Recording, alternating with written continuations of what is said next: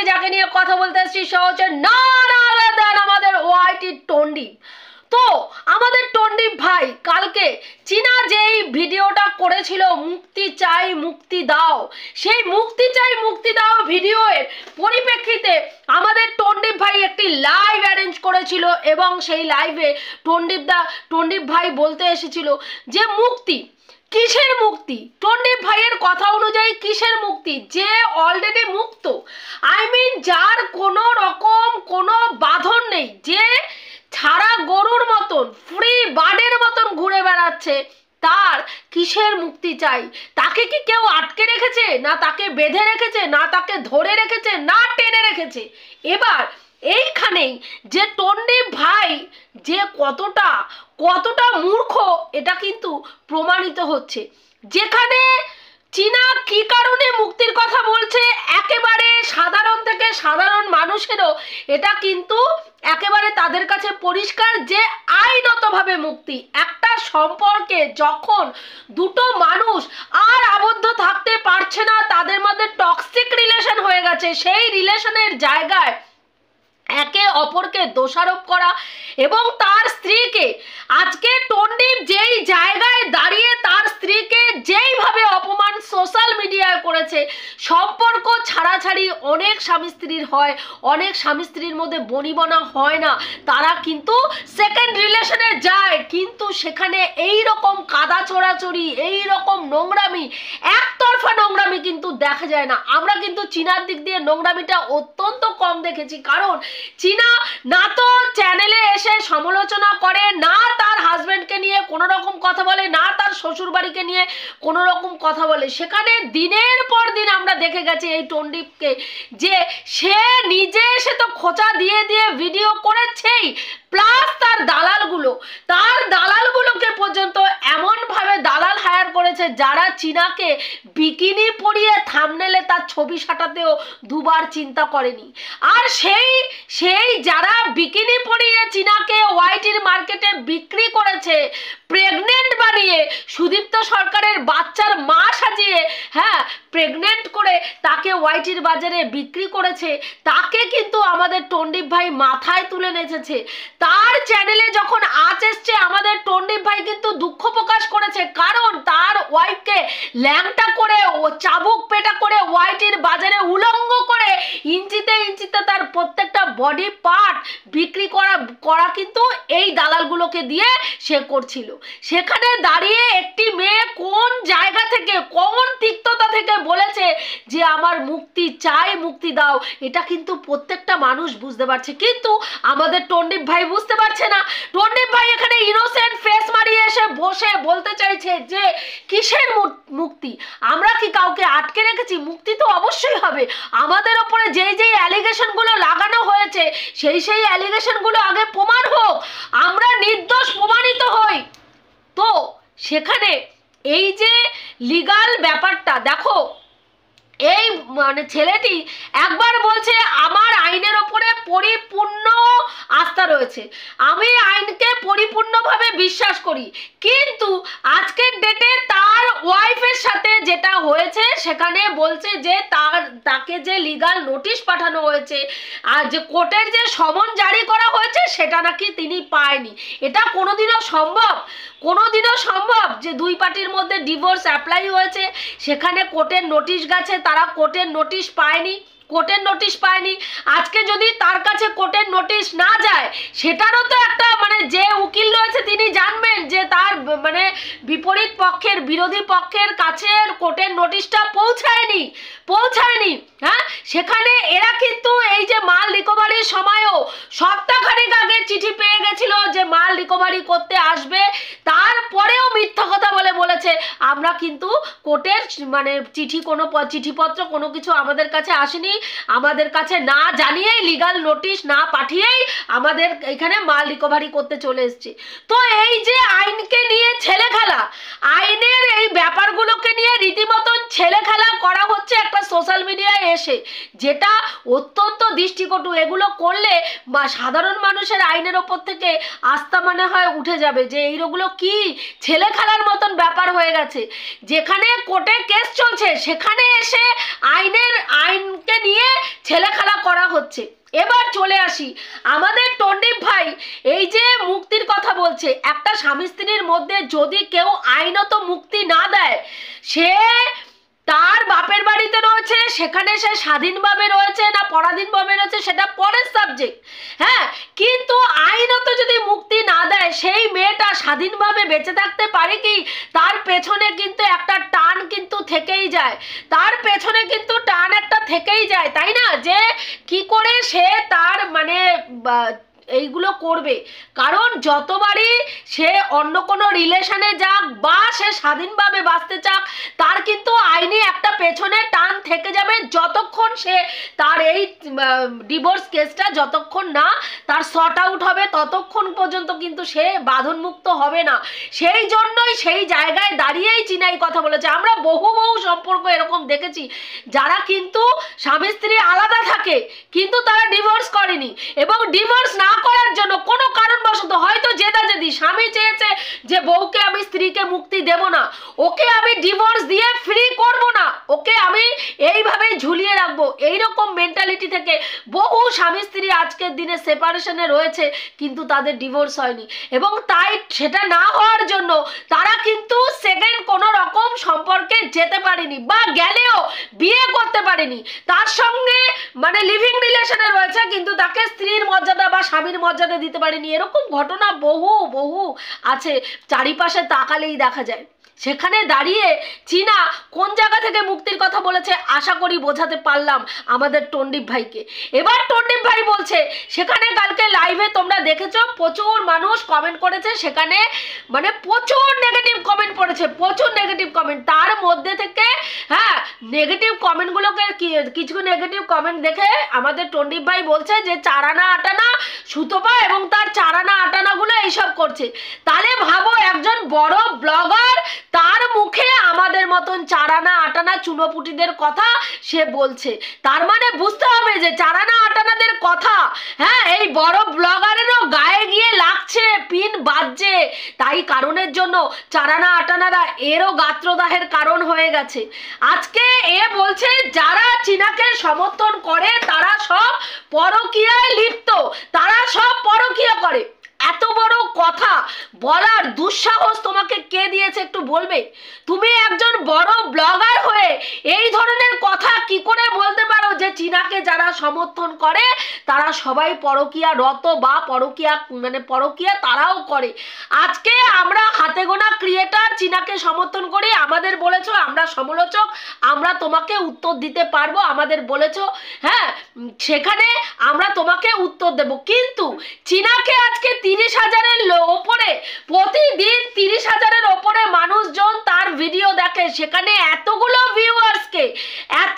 ভিউয়ার্সকে তোমার অপমান করার কি করে এখতিয়ার হলো, কি করে দুঃসাহস হলো? আজকে তুমি যদি বলো যে চীনাকে যারা সমর্থন করে তারা পরকীয়া করে, তাহলে সেই ক্ষেত্রে তোমার যুক্তিতে যে চীনাকে যারা সমর্থন করে তারা পরকীয়া করে, তাহলে সেই যুক্তিতে আমরাও তো বলতে পারি যে তোমাকে যারা সমর্থন করে তারা লোভী, তারা অত্যাচারী, তারা বাড়ির বউয়ের ওপরে মেন্টাল শারীরিক এবং মানসিক অত্যাচার করে, তারা বউকে মানে এইরকম ভাবে বেআইনি ভাবে মেরে ফেলার মানে চিন্তা ভাবনা করে, তারা স্ত্রীর ওপরে অত্যাচার করে, তারা পরের ধনে পোদ্দারি করে, তারা ভিক্ষাবৃত্তি করে, পরের টাকাকে আত্মসাৎ করার মানসিকতা রাখে, চিটিংবাজি করার মেন্টালিটি রাখে, এগুলো আমরা বলতেই পারি, তাই না?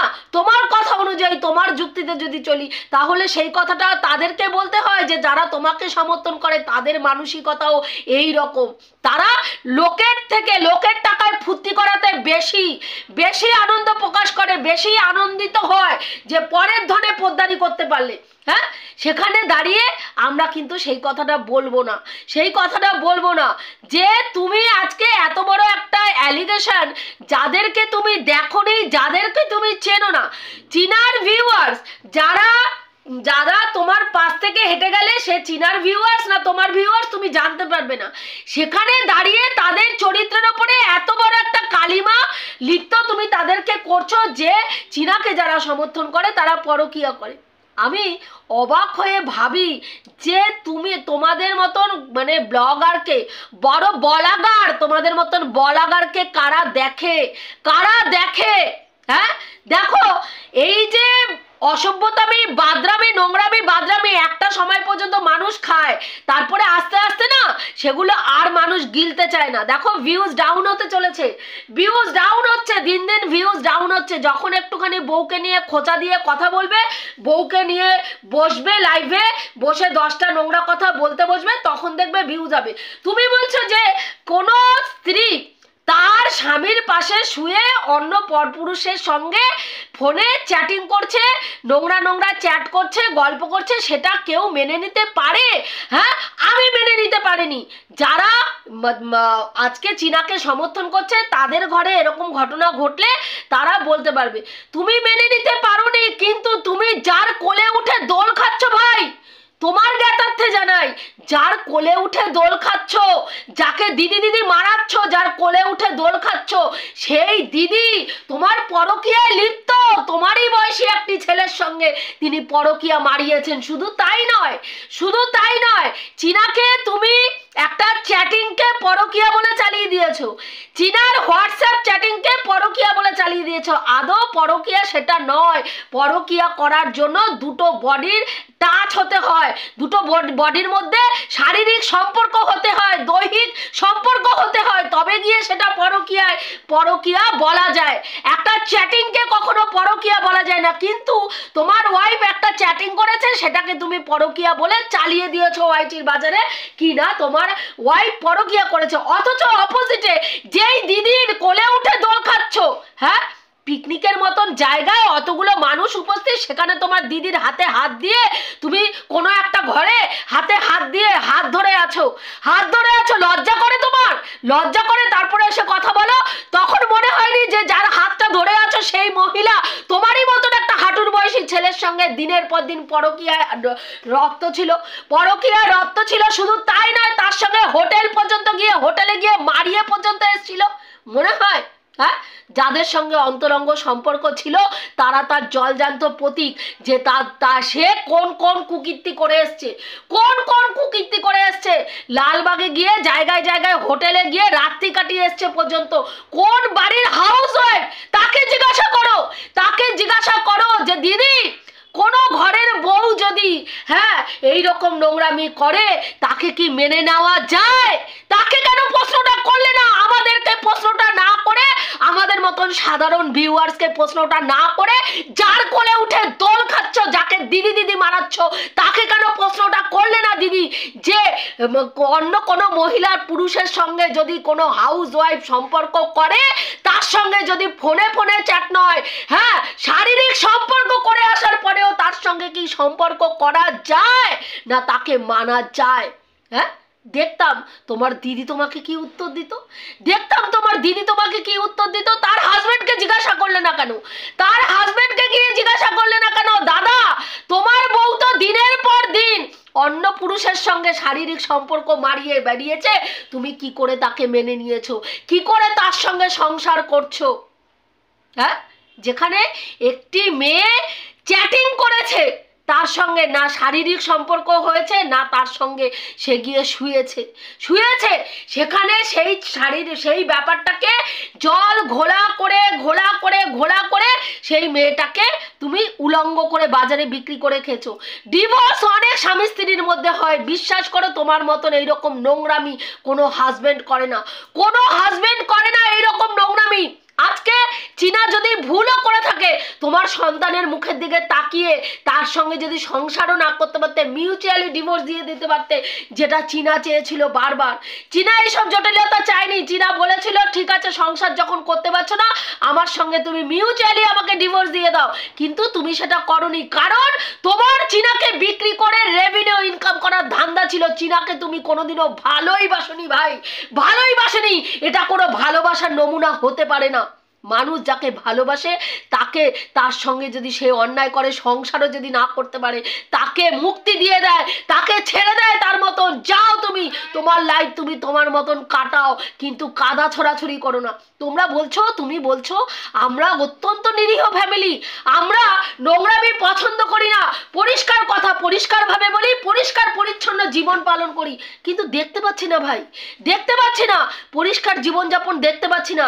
একটি মেয়ে তোমার কাছ থেকে সে মানে থাকতে পারছে না তোমার সঙ্গে, তুমি তাকে, সে একটা ভুল করেছে সেটাকে ক্ষমা করে তাকে মেনে নিতে পারছো না, তাই সে বাড়ি থেকে বেরিয়ে যেতে বাধ্য হয়েছে। তুমি তাকে মানসিক শারীরিক অত্যাচার এমন পর্যায়ে করেছো, তাকে ডোমেস্টিক ভায়োলেন্সের মতন সে ভাবে তাকে এমনভাবে টর্চার করেছো যে সে বাধ্য হয়েছে প্রাণ বাঁচানোর জন্য বাড়ির থেকে বেরিয়ে যেতে। কিন্তু তারপরে তাকে তুমি মিউচুয়ালি ডিভোর্সটা দিতে পারোনি, কারণ তোমাকে ওইটা বিক্রি করে খেতে হবে, তোমাকে ওইটা বেচে খেতে হবে। আজকের দিনে দাঁড়িয়ে তুমি সেগুলোকে ধামাচাপা দেওয়ার জন্য কি বলছো, যে চীনাকে যারা সমর্থন করে তারা সবাই পরকীয়া করে। তোমার দুঃসাহস দেখে আমি অবাক হয়ে যাচ্ছি, দুঃসাহস দেখে আমি অবাক হয়ে যাচ্ছি। তুমি কি করে জানলে যে যারা চীনাকে মানে সমর্থন করে বা চীনার ভিডিও দেখে তারা তোমার ভিডিও দেখে না? কি করে জানলে? তাহলে তারা যারা চীনার ভিউয়ার্স তারা তো তোমারও ভিউয়ার্স, তুমি শুধু চীনার ভিউয়ার্সকে না, পরোক্ষভাবে তোমার ভিউয়ার্সদেরকেও তুমি অপমান করে বলছো যে যারা চীনাকে সমর্থন করে, যারা চীনার ভিডিও দেখে তারা পরকীয়া আসক্ত। তো পরকীয়ায় তো চীনার ভিডিও যারা দেখে তারা তোমার ভিডিও দেখে, তাহলে তারাও পরকীয়ায় আসক্ত। হ্যাঁ, পরকীয়া মানে আগে বুঝে আসো, আগে জেনে আসো পরকীয়া কাকে বলে, তারপরে এসে পরকীয়া নিয়ে এখানে জ্ঞান মারাতে বসবে। বুঝতে পেরেছো? হ্যাঁ, দিনের পর দিন একটা মেয়ের মানে স্বাধীনতা কোনো দুরস্ত, তাকে ন্যূনতম অধিকারটুকু পর্যন্ত দাওনি। হ্যাঁ, দিনের পর দিন সে টাকা রোজগার করেছে, আর তার টাকাতে 9-6 করে তার টাকাকে ব্যাংক ব্যালেন্স করেছো, আর আজকের ডেটে সেই টাকাতে ফুর্তি করছো। শুধু তাই নয়, তার শ্রেষ্ঠ গিফট তার সন্তান, তাকে বিক্রি করে বেচে ওয়াইটির বাজারে রেভিনিউ ইনকাম করছো, নিজের সন্তানকে বিক্রি করে। এর থেকে লজ্জার একটা বাবার কাছে কিছু হতে পারে না। নিজেকে বাবা বলো, একটা সন্তানকে সামনে বসিয়ে রেখে তার মা সম্বন্ধে এই ধরনের নোংরা কথা ওই শিশুটার সামনে বসে বসে তুমি লাইভে বলে যাচ্ছ। হ্যাঁ, এটাকে বলে তোমার শিক্ষা, এটাকে বলে আপব্রিঙ্গিং। হ্যাঁ, কি শিক্ষা দিতে এসছো তুমি? তোমার কাছ থেকে ইয়ং জেনারেশন কি শিখছে? যে বউয়ের সঙ্গে বনিমানা না হলে বউ যদি কারোর সঙ্গে চ্যাটিং করে তাকে পরকীয়ার তকমা দিয়ে পেছনে লাথি মেরে বের করে দাও, আর সেটাকে সোশ্যাল মিডিয়ায় বিক্রি করে খাও, আর বাচ্চাকে দেখাও, আর ভিক্ষাবৃত্তি চালাও, আর লোকের কাছ থেকে লুটতরাজ করো, লোকের কাছ থেকে সিম্প্যাথি গেইন করে সিম্প্যাথি কার্ড খেলে লোকের কাছ থেকে লোকের পয়সা আত্মসাৎ করো। তারপরে তুমি এসে এখানে বলতে বসেছো যে পুরুষ মানুষ পরকীয়ারত একজন মহিলার হাত ধরে ঘুরে বেড়াচ্ছে, পরকীয়ারত একজন মহিলাকে দিদি মারাচ্ছে, সে আবার তার বউয়ের বিচার কি মারাতে বসেছে এখানে? ভাই, কি মারাতে বসেছে? হ্যাঁ, আজকে যদি তোমার পরকীয়া এত অপছন্দ থাকতো, তোমার বাড়িতে যে দিদি ঢুকেছে তাকে আগে ঘাট ধরে বের করতে, তাকে আগে বলতে ভাই তোমার চারিত্রিক গঠন ঠিক নাই, তুমি ঘরের বাইরে যাও ভাই, তুমি ঘরের বাইরে যাও ভাই। বলো নাই তো ভাই, কারণ ওখানে তোমার স্বার্থ ছিল। হ্যাঁ, আর চীনাকে বিক্রি করলেও এখানেও তোমার স্বার্থ ছিল। চীনাকে ঘরে ঢুকিয়ে নিয়ে আসলে যেই পরিমাণ ভিউজ তোমার হতো, চীনাকে বাড়ি ঘরের থেকে বাইরে বের করে দিয়ে তার ডবল ভিউজ তুমি ইনকাম করেছো, তার ডবল টাকা তুমি ইনকাম করেছো, তাই জন্য চীনাকে ঘরের বাইরে বের করে দিতে তোমার বড্ড সুবিধা হয়েছে। আর আজকের ডেটে তুমি এখানে মারাতে বসেছো। ওকে কিসের মুক্তি দেব? ওকে কি আমি বেঁধে রেখেছি না ধরে রেখেছি? তোমার ধরে রাখা বেঁধে রাখার কোনোটার ক্ষমতাই তোমার নেই, তোমার মতন কাপুরুষের, যার মেরুদণ্ড বলে বস্তু নেই। হ্যাঁ, যে কি করে পরের মানে কি বলবো, পরের কাছ থেকে টাকা নেওয়ার জন্য নিজের সন্তানকে ইউজ করে, সে নিজেকে মানুষ কি করে বলে, আমি তো অবাক হয়ে যাই। হ্যাঁ, পরের ধনে পোদ্দারি করে গাড়ি কেনা হয়, স্বপ্ন পূরণের নাম করে গাড়ি কেনা, বউকে বিক্রি করে সেই টাকায় রেভিনিউ ইনকাম করে সেই টাকা দিয়ে ফুর্তি করা হয়, তারপরে নিজেকে পুরুষ মানুষ বলা হয়। হ্যাঁ, তারপরে এসে এখানে লাইভ মারানো হয়। লাইভে কিরকম জুতোর বাড়িটা কালকে পড়েছে গালে, হ্যাঁ কিরকম জুতোর বাড়ি পড়েছে কালকে লাইভে। তোমরা মানে কয়জন দেখেছো আমি জানি না, কালকে রুনা দিয়েও গেছিল, কালকে আমাদের হ্যাঙ্গিং হাতি যে দিদিকে বলে সেই দিদিও গেছিল, গিয়ে রাম জুতানো জুতিয়েছে। হ্যাঁ, উত্তর দিতে পারেনি জানোয়ার, উত্তর দিতে পারেনি, একটা বারের জন্য উত্তর দিতে পারেনি যে কেন হ্যাঁ নিজের বউকে বিক্রি করে নিজের আজকে বউ পরকীয়া করেছে, বউকে ভাই মেনে নেওয়া যাচ্ছে না। পরকীয়া কিরকম না, চ্যাটিং করেছে, সে হোয়াটসঅ্যাপ চ্যাটিং করেছে, তাকে আর স্ত্রী রূপে মেনে নেওয়া যাচ্ছে না। কিন্তু ভাই পরের বাড়ির আরেকজন মহিলা যে পরকীয়া করে হাঁটুর বয়সী পুরুষের সঙ্গে একাধিক রাত কাটিয়ে এসছে, তাকে ভাই দিদি দিদি করে পিরিত মানানো যায়। হ্যাঁ, অদ্ভুত বিচার ওয়াইটির, অদ্ভুত বিচার, আমি অবাক হয়ে যাই দেখলে। বন্ধুরা এইটুকুই বলার ছিল, আমি যে কথাগুলো বললাম ঠিক বললাম কি ভুল বললাম অতি অবশ্যই কমেন্ট করে জানিয়ে রাখছি। দেখা হবে নেক্সট ভিডিওতে। প্রত্যেকে ভালো থেকো, তনুশ্রীদির পাশে থেকো।